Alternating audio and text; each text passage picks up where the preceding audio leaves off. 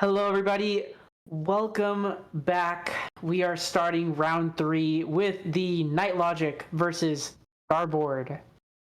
We're going to be starting off on tower control on Hagglefish. Should be an interesting match, right, Curry? Yeah, very interesting match. I mean, TC Hagglefish, big classic of the community. It's a map mode we see all the time, but it is there for a reason. So let's see what those teams can bring. On the side of the Night Logic, Luti season 16 Div 8, so same as the previous teams. Got gold bracket, 5th at gold bracket of LSL 47, 9th of Fluty Division C. So pretty good achievement by them. And what do we have on the side of Starboard? On the side of Starboard, we got that they got second place in FTIU 72, so one of the recent ones. Really good placement on their end, and we're going to jump right into this and see if that second place means that they're going to be the dominant team in this match. Yeah, plenty. Very classic comps. I mean, we do have an Hydra on the side of Night Logic with it, which isn't that common, but the comp in itself is pretty solid. Like, you have a Neo Splash, you have Junior, so double bubbler for tower control can be very interesting. And on the side of Starboard, we have Zuka, Crab, Pencil, and a Booyah Bomb. So everything is there to disrupt that tower from going forward. Yeah, I mean, they've got, I mean, and unfortunately, it seems like the Night Logic is just holding on, already past checkpoint 1. Starboard kind of, on a very slow approach to end this push, finally getting it to stop here as the Night Logic tries to get the strikes out for maybe, potential comeback there, but does not seem like it. They're going to back up, and Starboard is going to start moving forward here. Yeah, Crab has been put on to take some kills, but not managing to get any. But the Julies got one kill on the Neo Splash. The Hydra goes down, but take 3 players with them. It's a -3 for the Night Logic, and they can already go back at pushing again. And for the moment, they're the dominant ones. Yeah, I mean, already getting a push down to 40. They just have to continue from checkpoint 2. They're in a very good position right now to, potentially maybe get it down to the final checkpoint here. They need to get the checkpoint 2 for the moment. I mean, the defense of Starboard is pretty solid from that point. They managed to get the important kills they need. It's a -2. The decaf is alone -3. So only the Junior is on mid right now, but Starboard need to push back. They get the defense right, but have no opportunity to push for the moment. And half of the game has already been played. Yeah, they really need to find an opening. I mean, now they do. I mean, it's 3 down on the side of Night Logic, so they just got to start painting up. They've got their specials ready. It's all up to them just moving forward, not getting distracted by this decavitator here as it tries to catch them from behind.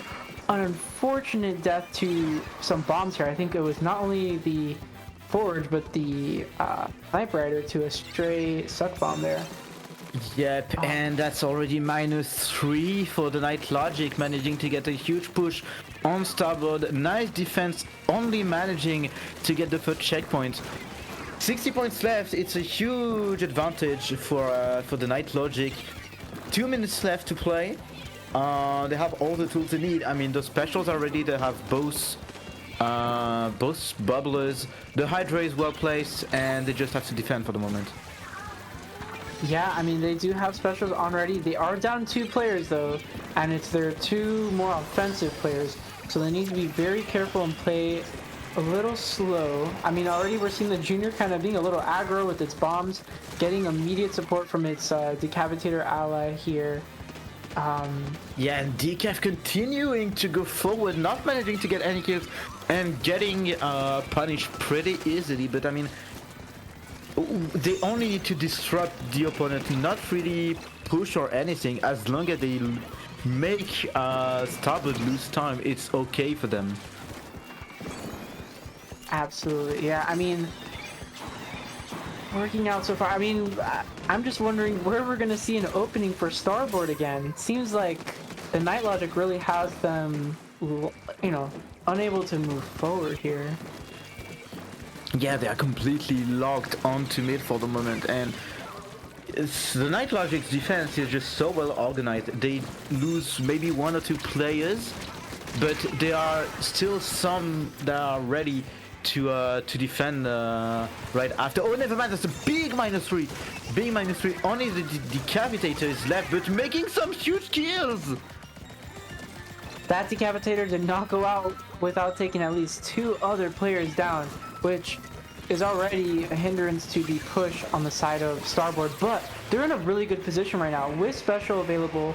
Another 2 down going on the side of the Night Logic really lets them push forward as they get closer to taking a lead here. Yeah, the lead is here. They even get that checkpoint and continue that rampage. It's a -3.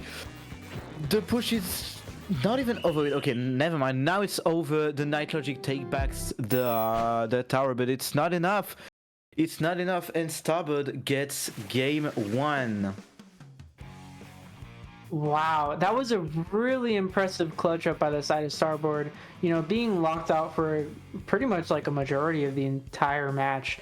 Then finally getting that opening and using their specials well enough to, let their front lines take charge was really impressive, really impressive. And then it just did not give the Night Logic enough time to jump in and potentially go to overtime. Just really well done. Yeah, I mean, it's a bit sad for Night Logic to not having access to the overtime. They got onto the tower, but just a tiny bit late. So yeah, giving Starboard game 1, and now we're going into Splat Zone, Brinewater Spring. Very interesting map, reminding a bit Moray Towers, because you have the mid completely below everything else. Some ramps to get access to the spawns. It's a bit of the same layout, but at the same time completely different because Moray Towers were just way too singular. Yeah, I mean, I think what works best too for Brinewater is that it's all, just one zone compared to the 2 from Moray. So it's a little bit easier to deal with. And there's also just different openings that make it a bit more viable compared to the disastrous Moray Towers. It'll be interesting to see if we get. I know that there was Snipe Riders, I believe, and I know that one of the teams, has some really good long-range weapons. So we can expect to see that here on Brinewater, at least for the side of the Night Logic. Pencil's really good on that one. I know that on Starboard's side, they have some blasters, and blasters are really good on Brinewater Spring because, I mean, again, ledges are very important in Splatoon 3, and getting control of them can play a huge role on a game, especially in Splat Zone, because you're completely denying a backline to take position and in that zone. So Blaster is gonna come in really handy. Crabs bringing some range, pencils turfing the zone really fast. But strikes can be very useful. A bubbler can be useful on the side of Night Logic. So no teams really lack any tools. So. You're right. They really do both have different sets of weapons that can really benefit them on this stage. It's really going to come down to the team that, plays it out better. So yeah, it'll be interesting to see where that goes. Oh, we just got informed that we have a small technical problem. Our streamer just disconnected. We don't know if the team continued to play on their own. So yeah, we'll just go back in a few minutes to see what happened and if the set continues on its own.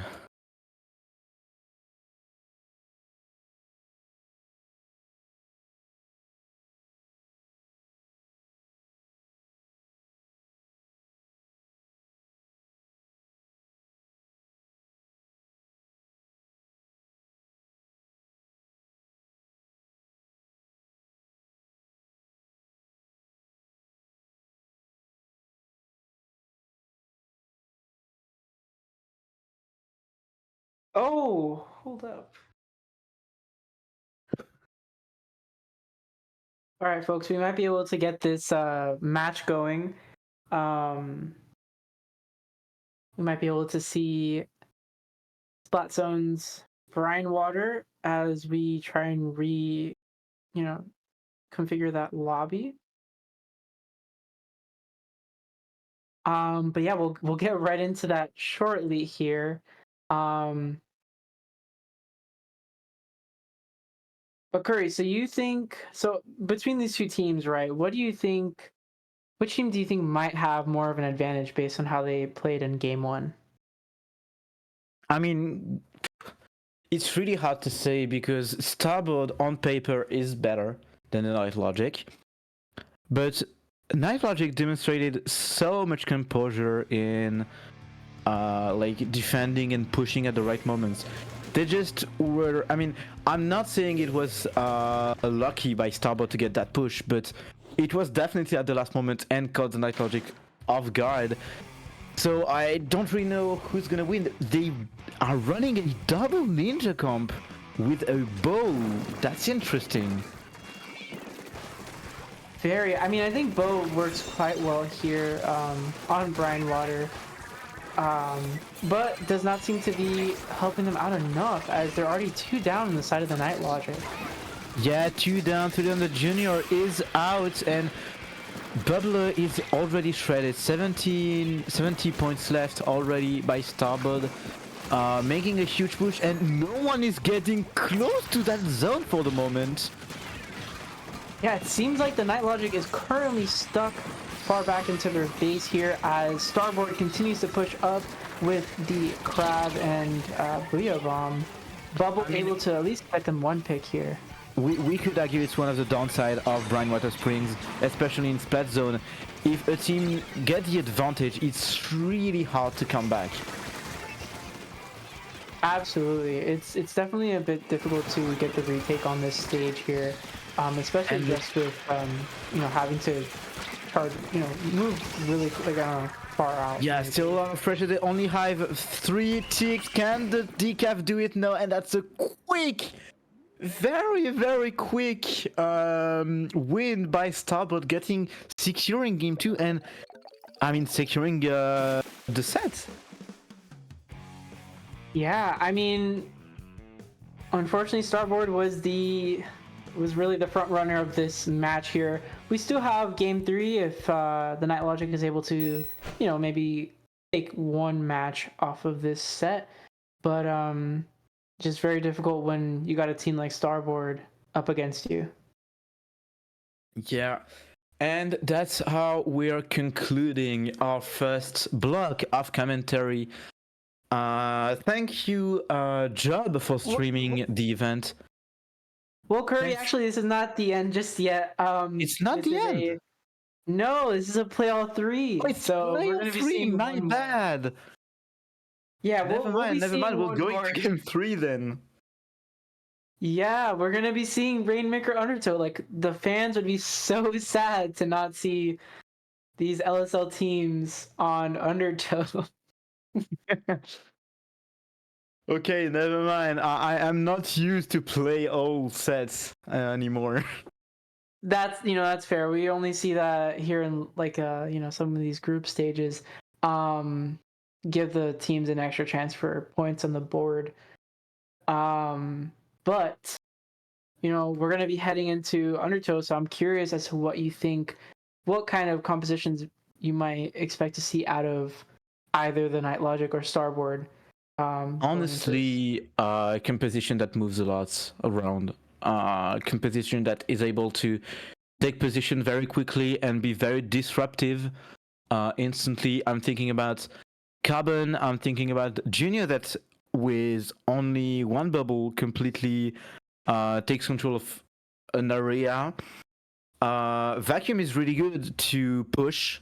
Jet is really good to push too, because I mean, Undertow Spillway is divided into a number of small areas that are enclaved into walls. So yeah, basically, if you have an area of effect, it's gonna be really good on this map, and it's also a map that don't need a lot of surf. Absolutely. And now we're gonna jump right into it. Lovely to see the Decapitator again. Should be really great display of, you know, the Night Logic's aggro plays. Yeah, let's see how he goes. For the moment, it's neutral game. No team really taking the advantage. Nice kills by the Stringer, but getting punished by the Snipe Rider on the right side. And it's game on. It's game on for Starboard. They do have that opportunity to push. Getting -2 and going instantly onto the left side. I mean, that's again a -3, and Starboard completely taking control over that map. Yeah, and you know what? Like, they're, you know, crazy how Starboard is already putting so much pressure so far up, you know, utilizing this crab too. Obviously, they don't have the, you know, the advantage, as you say. Like, they got a wipe on the side of Night Logic, so they have an opportunity to come back. But look at Starboard; they're already back onto mid with some specials, with some kills. It's hard for Night Logic to push against so much aggressivity. That's true. I mean, it's just they definitely. Well, I think the Night Logic does have that same kind of aggro plays. Starboard just is a little bit more refined in how they do it. Oh, and an unfortunate missing on that cooler there. And then leaving the Rainmaker alone to essentially get picked off by Starboard. Now they gotta back up and find another entry here. Quite difficult too, as the Rainmaker's stuck in an awkward spot. Oh, and it's down just now to the bow on the side of... Yeah, both alone, both going down to that Rainmaker, but I mean, can the Rainmaker really move forward now? The pants, I mean, backlines are ready and are positioned, so Night Logic definitely needed to, Starboard definitely needed to get out of that situation for the moment. Night Logic need to take the kills though, because for the moment, look at Starboard going forward again and again, picking some huge kills. Rainmaker is a bit alone on that one, but as long as they make Night Logic lose some time, again, it's really good. Absolutely. I mean, they were able to get some, you know, useful picks, stall out the Rainmaker a bit, like you said. Now it's, you know, onto the Night Logic to try and find, you know, the best path to lead this Rainmaker, opting to potentially go left here as they get a pick on the Slosher here. Yeah, on the bucket. And look at that Nautilus outputting this triple splashdown, not taking any kills. And there's the flank. There's the flank. It's -3 on the side of Starboard, and it's a wipe out. Nice push by the Night Logic. I mean, they broke that checkpoint, but with less than 2 minutes left, they do need to come back very fast, because Starboard are continuing to put that pressure and continue to ride onto that momentum. Yeah, absolutely. I mean, we really need to see the Night Logic put out some good defense here, avoid them from getting any more points that they're already able to get. They're right by the podium, but there's a bunch of... Very close to your KO. We're very close to the KO. Can they do it? They do it! And Starboard with the dominant 3-0. Insane. Starboard really was the team that had it all. I mean, they had a close game 1, but showed their dominance throughout matches 2 and 3 here. Incredible job by the side of Starboard.